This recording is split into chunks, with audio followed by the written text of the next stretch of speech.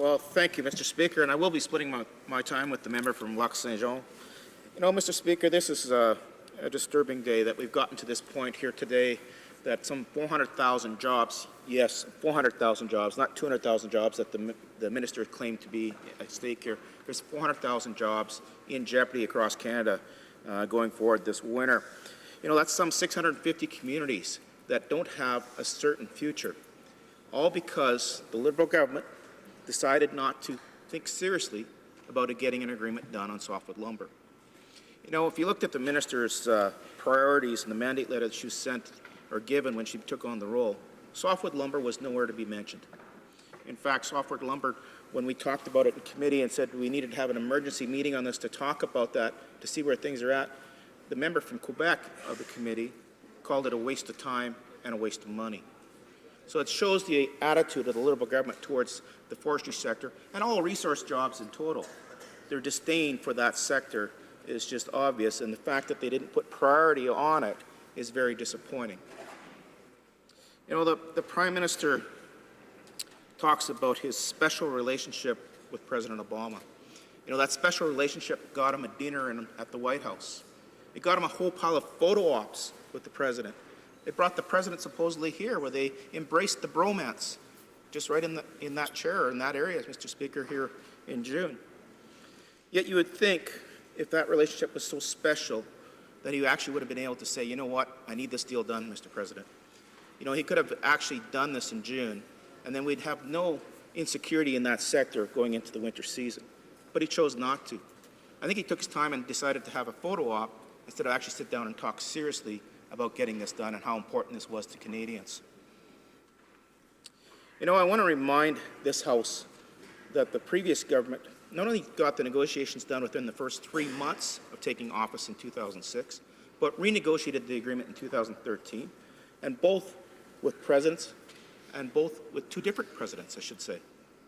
So they talk about how this was such a bad relationship with the U.S., when in fact the previous government was actually able to use that relationship and get things done for Canadian workers. So now we have this bromance, supposedly bromance, and it's nothing that can be cashed in on. Now, I know the Liberals like to deal with their friends. That's quite obvious in the history of the Liberal Party, if you go back to the Gomery Report and things like that. But they don't realize when you're dealing internationally that you deal in a business-to-business format, that you have to take these things serious, that when you sit down at that table, the friendship, as my colleague said in the press conference today, the friendship ends when the negotiation starts. Yet they don't seem to get that. They don't seem to understand what's at stake and what's important. You know, there's some other things that the previous government managed to get done.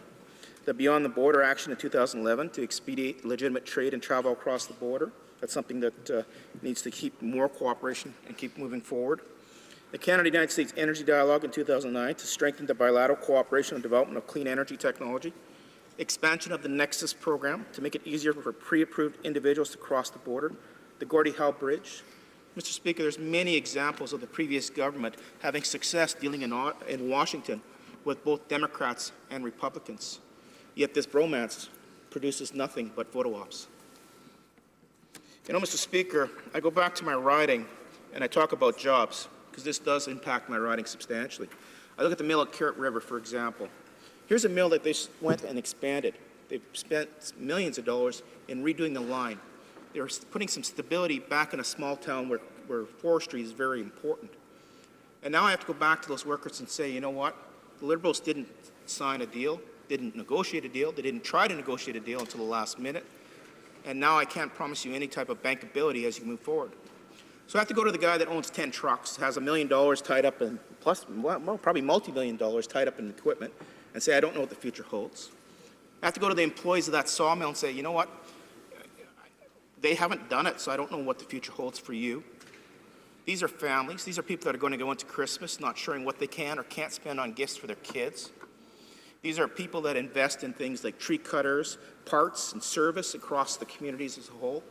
They don't know what they can or can't do now because there's no stability in the market. You know, I was in Prince Albert when the mill shut down, and that was back in the old trade dispute in 2004, 2005, where they shut down the pulp mill, they shut down the sawmill. The impact of that to the community was devastating. If it wasn't for Fort McMurray and the growth in that sector, it would have been more than devastating. It would have been actually just, it would have just taken the feet right out of the city of Prince Albert. It would not have been the city it is today.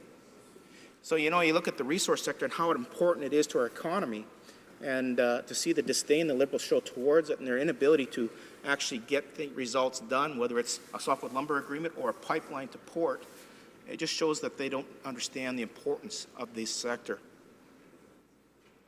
You know, the Liberals use the election and the protectionist climate as an excuse. You know what? We negotiated the last extension agreement in 2012 during a presidential election. Protectionist measures are nothing new when dealing with the United States. You must deal with them as they come up. Remember dealing with Buy America in this House, how we had to deal with those issues as they came up, and we dealt with them. Country of origin labeling is another example. We were able to resolve while we were in government, and it took a lot of hard work and consensus building with American partners, but we had the hard work and we did it together. You know, if we look at country of origin labeling, what was involved in getting that result the way we needed to get it?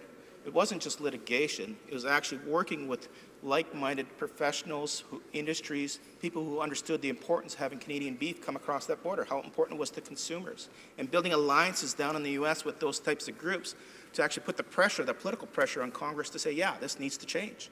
And we had it done. You know, one other concern I have about this government, Mr. Speaker, and I'll probably wrap up here fairly shortly, is the secrecy of negotiations. When I go to industries or provinces and ask them what's in the negotiations, what are they proposing, what's being offered, they don't know. They can't tell me because the government won't tell them. And I'd say, well, you can sign a confidentiality agreement, at least then you'll know what's involved in negotiations. Not even being offered. So the minister is basically doing this negotiations in secret, in private, with only 4 major players who have interests on both sides of the border sitting at her side. How can that be fair to the small sectors, the small forestry companies in Canada, when they don't know? How can that be fair to the provincial ministers who don't know? Why do we have to go to the U.S. to find out bits and pieces about what's in this agreement? That's so disappointing. How does Parliament function without knowing what's in the agreement? Again, I encourage the minister to come to Parliament and tell us what they're proposing, what they put on the table. What were the numbers? Are they using a quota system in their proposals? Are they using a tax exemption or a taxing system, tax pricing? What is it? You know, those are things the committee could have worked on this summer. Those are the things we could have assisted the government in moving our sector forward and seen this agreement happen. But they thought it was a waste of time and money. So, Mr. Speaker, forgive me when I don't take them seriously when they say they take this seriously. Forgive me when I look across the aisle and I see the importance of the Prime Minister's is somewhere else other than dealing with this factor or this issue. Because I don't believe them. And Canadian forestry workers definitely don't believe them. When you look at the jobs that are at stake, you know, I go back to Kirt River, Big River, Meadow Lake. I look at the sector as a whole. And it's a very tight-knit sector. When one piece of it fails, it actually domino effects into other areas. So, for example, the pulp mill at La Pas. All of a sudden, Kirt River doesn't have a source for its chips to go to La Pas. So what do they do with their chips? They have to go to Hudson Bay or somewhere else. So you take the sawmill out of Kirt River. What is Hudson Bay, who shares a forestry management agreement with the company out of Kirt River on hardwood? How do they get their hardwood? Because, as you know, Mr. Speaker, when they go in and cut hardwood, they actually cut the softwood at the same time. It's coordinated effort, so it's harvested properly. So as you can see, when one of these things fail, the domino effect goes into the sector, not just in softwood, but into hardwood, into particle board, into pulp and paper. These whole sectors start to fail. The cluster becomes something that's no longer viable. And, Mr. Speaker, I won't go into a carbon tax. I won't even talk about what that would do to the sector, because, of course, well, again, let's talk 11 cents a litre or 45 cents a litre, what that does on the price of diesel. And, again, all this forestry product moves out of the bush by truck. And it has to compete with people around the world, including our American competitors in other markets. They don't have a carbon tax. They're not going to have a carbon tax. Yet we're expected to pay for that. And in fact, when you look at the forestry sector, what's so ironic, these trees sequester so much carbon. It's amazing, about 1 ton per meter, I understand. So when you look on a per acre basis, the amount of carbon that our forestry sector sequesters, and again, when you cut that tree and replant another one, again, you're sequestering even more carbon. So again, in closing, Mr. Speaker, this is something this government needed to take seriously. They didn't. results are such that we don't have an agreement in place, you know, they could do one thing, Mr. Speaker, even one thing they could do right now is a stay on legal activity. You can actually go and say, you know what, let's negotiate. While we're negotiating, let's make sure that there's no legal activity going on in the background so that there is no duties coming into play at this point in time. Again, these are some of the things that they could do at this point in time to bring some stability to the market for this year at least. The best thing they could do is get a good agreement, but in order to get an agreement, you have to be at the table. You have to understand the impacts of your decisions. And I don't think they're at the table seriously, and I don't think they seriously understand the impacts. Thank you, Mr. Speaker. Questions and comments. Question commentaire. The honourable member for Guelph. Thank you, Mr. Speaker, and thank you to the honourable member for his presentation today. I'm listening to the speech and thinking that the member might be simplifying the negotiation process where the Canadian government is working with the provinces, territories, First Nations, stakeholder groups, industry representatives, have had 50 such meetings since October 2015, had meetings last week with the American government working on this file. It seems like there's a suggestion being made that we're not meeting with the other stakeholders and that this is somehow a simpler process. Could the member elucidate on how simple this process is in his mind? Thank you, Mr. Speaker. Member for Prince Albert. Well, the process isn't simple. Governing isn't a simple thing. Reality is, I believe you're having meetings. Are you listening? Are you actually consulting? Or are you just talking? That's the concern I have. Are you actually informing your partners on the proposals you're putting forward in D.C.? You're not, because they don't know. They don't understand what you are proposing, because it's done in secret. It's done in quiet. It's done behind closed doors. The Big Four know, but nobody else does. Questions and comments. Question commentaire. The Honourable Parliamentary Secretary to the Government House Leader. Yes, thank you, Mr. Speaker. I disagree with the member's comments, I must say, Mr. Speaker. You know, we've been in government now for less than a year, and this government has aggressively pursued this issue. And my question to the member is that, you know, the former Harper government would have been aware of the situation that was looming, yet they chose not to do anything about it. Mr. Speaker. And that's a very important point that's been lost. Ever since this government has taken office, this issue has been raised on a multitude of different levels, including stakeholders, as has been pointed out by my colleague.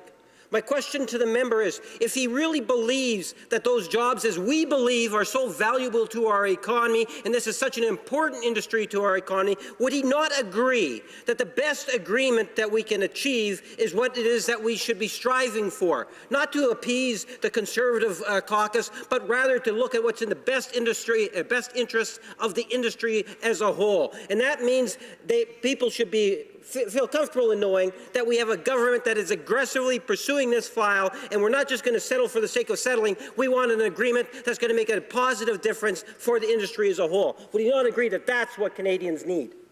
Honourable member for Prince Albert. No, I laugh at the member's assumptions. He says we've only been in power for a year. We did it in the first 3 months, Mr. Speaker. First 3 months. Then we renegotiated back in 2012. Different president. In fact, the same president that sits there today, that supposedly they have this great bromance with. Cash it in. Get results for Canadian jobs. That's all we're asking. Questions and comments. Question commentaire. The Honourable member for Huron-Bruce. Thanks, Mr. Speaker. Pleasure to ask a question here to my colleague. Question I would have for him is he's been a member of Parliament for 8 years, like I have. Can he ever remember a Liberal asking a question about softwood lumber in the 8 years he's been a member of Parliament? Honourable member for Prince Albert. Well, I do have a good memory, Mr. Speaker, and I have to acknowledge, no, they haven't. In fact, in the committee this summer, we tried to do an emergency meeting on softwood lumber. And you know what they said? You know what the member from Quebec said? This is a waste of time and money. A waste of time and money. How shameful. So you're telling me now they're taking it seriously? Well, I'm sorry we interrupted her summer holidays to talk about this issue, but this isn't a waste of time and money. This should have been talked about and dealt with a long time ago, and they failed. Questions and comments. Question commentaire. The Honourable member for Caribou, Prince George. Thank you, Mr. Speaker, and I too laugh at the vim and vigor that we're seeing from the other side, defending how now they've only been in government for 10 months, and gosh, darn it, it has been a priority for them. I ask my honourable colleague, through you, Mr. Speaker, how many times if this was such a priority for this government, how many times was it mentioned in their campaign? How many times was it mentioned in the mandate letter of the minister? Or how about the speech from the throne, the very first address to this House? The honourable member for Prince Albert. Well, again, I guess we should ask the opposition party how many times they talked about it, but I'm not sure what kind of answer you'd get. But I can tell you this. It was not mentioned in the speech from the throne. It is not in the minister's mandate letter. It is not a priority, obviously, and it hasn't been a priority. And now they're sitting there saying, oh my God, 400,000 jobs. In fact, they call it 200,000 jobs. It's 400,000 jobs at stake, Mr. Speaker, and they don't know what to do. It's obvious. It shows up in their actions.